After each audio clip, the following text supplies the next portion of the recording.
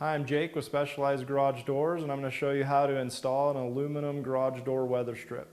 So to change the bottom weather seal on your door, the first step would be to remove this bottom roller. And to do that, just flare open your track a little bit. Use a flathead screwdriver to pop that roller out. And what that does is it gives us easier access to the bottom seal, so it's just easier to work with. Then go ahead and pull the rubber seal out the one side of the door.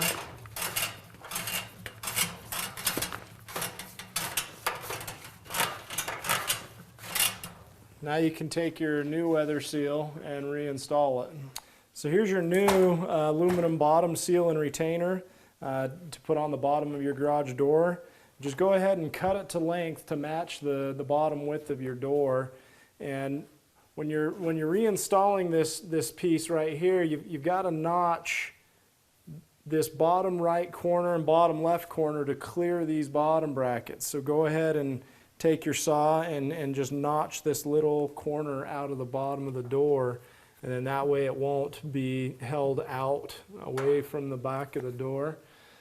And then take your screw gun and drill through the bottom of the aluminum into the door, or you can drill through the face of this leg into the front of the door here, and just keep it tight while you're doing it.